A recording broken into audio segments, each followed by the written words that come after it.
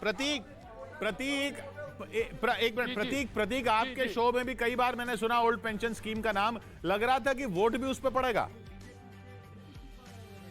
बिल्कुल पड़ेगा, क्यों नहीं पड़ेगा, 100% पड़ेगा। उस पर बहुत बड़ा फैक्टर है। देखिए, जब हम मुख्यमंत्री चुनते हैं, चाहे इन्हीं दोनों जगह की बात कर लें, हिमाचल और गुजरात की, तो हम जब मुख्यमंत्री चुन रहे होते हैं तो कहीं ना कहीं हमारे पास ये दिमाग में होता है कि ठाकुर का मुख्यमंत्री बनना है या यहाँ पटेल को मुख्यमंत्री बनाना है। तो ये दिमाग में हमेशा रहता है। तो इस फैक्टर को, तो इस बहस में बहुत ज्यादा दम नहीं नजर आता। लेकिन मैंने पहले भी कहा कि जब मोदी फैक्टर ऐसा फैक्टर है, जो गुजराती प्राइड ऐसा फैक्टर है, जो 1-2% इस राज्य में दोनों जगह असर डालता है। लेकिन हाँ, जो सवाल आपने पूछा और ओल्ड पेंशन स्कीम का, पूरे हिमाचल में, क्योंकि हिमाचल की टेरेन बिल्कुल अलग है। ज्यादातर लोग सरकारी कामकाज वाले हैं या सेवानिवृत्त लोग हैं, तो वहां पे ये मुद्दा पूरे हिमाचल में हावी रहा। लेकिन एक मुद्दा और भी है वहां पे, पहाड़ी और जमीनी, वो मुद्दा उत्तराखंड में भी होता है, वो वहां भी था। तो ये 2-3 फैक्टर्स हैं जो बहुत इंपॉर्टेंट है हिमाचल में, जिसमें ओल्ड पेंशन स्कीम एक ऐसा मुद्दा है जो पूरे हिमाचल में इस बार एक असर डालेगा। और उसको लेकर बहुत सारा वो उत्साहित है, कांग्रेस इस बात को लेकर उत्साहित है। उसने वो क्वाइन किया वहां पर, तो उसे लग रहा है कि उस पर, और लोगों का उस पर रुझान आया।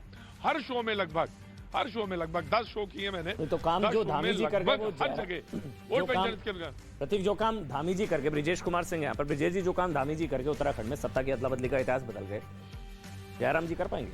देखिए, पहले तो आप ये मानते ही नहीं थे कि कोई सरकार रिपीट करेगी। 1985 के बाद से हिमाचल में कभी कोई सरकार रिपीट नहीं हुई है। लेकिन आप जो सो इतना टफ बैटल जो सो आखिरी दिन तक बता रहे हैं, जब हम लोग काउंटिंग के लिए जा रहे हैं, इट मीन्स कि जो है सो बीजेपी ने अपनी सिचुएशन आखिरी कुछ महीनों में काफी इंप्रूव की। अदरवाइज ये मान के चलते कि भाई सीधे सीधे कांग्रेस आ रही है, जो कि वहाँ रिवाज रहा है। दूसरा एक चीज और महत्वपूर्ण है कि पिछले सारे चुनाव जो है, आप 2 मेजर पर्सनालिटीज के बीच होते रहे। आप वहाँ ध्यान रखिए, धूमल और वीरभद्र सिंह। ये पहला चुनाव है जबकि ये दोनों पर्सनालिटी जो है मैदान में नहीं है। उसके अतिरिक्त का ये चुनाव है, ये भी एक चीज ध्यान रखनी होगी हमें। जी, अदिति जी हमारे साथ जुड़ गई हैं। अदिति जी, ये बात ओल्ड पेंशन स्कीम की, हिमाचल में ही फाइट है, गुजरात में कोई फाइट नहीं?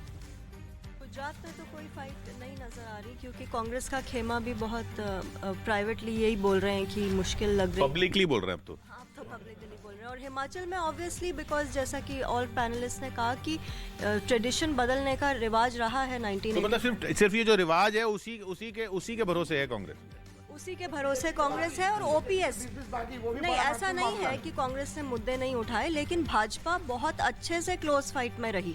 तो यही फैक्ट कि भाजपा फाइट में रही, ये अपने आप में बहुत बड़ी बात है।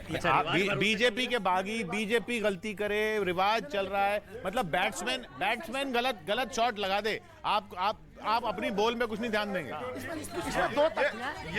कुछ नहीं करेंगे, दूसरे की गलती से इनको फायदा हो जाए, ये उसका इंतजार कर रहे हैं यहाँ पर। क्योंकि कल एमसीडी चुनाव के नतीजे आए, कांग्रेस की स्थिति हम ये समझ सकते हैं कि वो कह रहे हैं कि बीजेपी नहीं बना पाई है वहां पर एमसीडी में सरकार, इसीलिए वो खुश है। तो अगर हम बात करें हिमाचल प्रदेश की, तो रिवाज बदलता है, लेकिन उत्तराखंड में भी ऐसा हुआ है। तो कांग्रेस यहाँ पर इसलिए उम्मीद जगा रही है क्योंकि 5 साल में सत्ता बदलती है और छोटा राज्य है, और जो जीत का मार्जिन होता है उन्हीं के भरोसे, उन्हीं की गलतियों के भरोसे।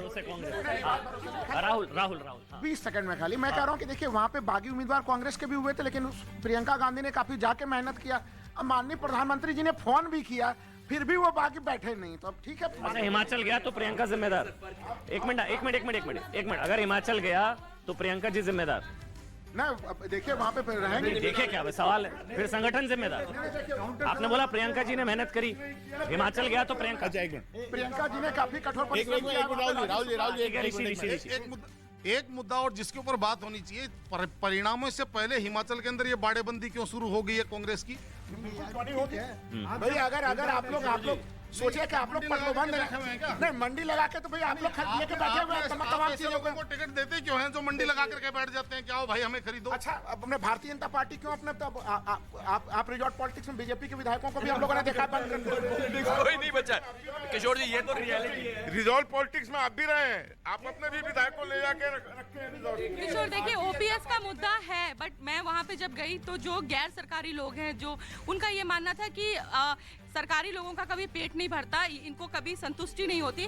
नहीं, उनका ये भी मानना था कि अगर इनको अगर हम ओपीएस एक तो पेंशन जिनको उम्मीद है, जो नहीं 2003 में किसने हटाया था ओपीएस, ये बताइए। फिर अगर आपकी सरकार वापस आई तो ओपीएस क्यों नहीं लेके आई? ये झुंझुना तो नहीं है। हिमाचल के अंदर बगावत थी भारतीय जनता पार्टी के अंदर, और बहुत ज्यादा बगावत थी। इस चीज को भारतीय जनता पार्टी सैयद अब है कि सिर्फ बगावत ओल्ड और पेंशन स्कीम एक वहां पर मुद्दा है, इसमें कहीं कोई दो राय नहीं है। अरे सर लड़ क्यों रहे हैं सुबह सुबह, लेकिन इतना जरूर है कि इनका सेंट्रल यूनिट काम नहीं करता, स्टेट यूनिट ने मेहनत की। एक मिनट जैसा अमन जी ने पूछा कि हिमाचल यदि कांग्रेस हारती है तो प्रियंका गांधी जिम्मेवार है, तो मेरा काउंटर सवाल है अमन जी से, यदि हिमाचल बीजेपी हारती है तो नरेंद्र मोदी जिम्मेवार होंगे? देखिए अमन ये इंतजार कर रहे हैं रिवाज पर, और रिवाज पर इंतजार कर रहे हैं। पर मैंने उत्तराखंड का एग्जांपल दिया, तो मैं ना ही सुप्त से सिंगस्ते जो ऋषि का सवाल है, जो ऋषि का सवाल है, मोदी फैक्टर अगर गुजरात में चल रहा है तो हिमाचल में क्यों नहीं चल पा रहा इतना, वहां पर क्यों नहीं है? पहली बात तो इनकी बात का जवाब है, इन्होंने ही खुद कहा है कि मोदी गुजरात से बिलोंग करते हैं, गुजरात प्राइड, पहली बात। दूसरी बात 100% ब्रांड मोदी तो पैन इंडिया है ना। नहीं, ये जैसे कह रहे थे अभी हिमाचल की, अभी आप हिमाचल की जहां तक बात कर रहे हैं, हिमाचल में और भी बहुत केंद्रीय मंत्री हैं और बिल्कुल क्लियर कट हिमाचल जीतेगा भारतीय जनता पार्टी।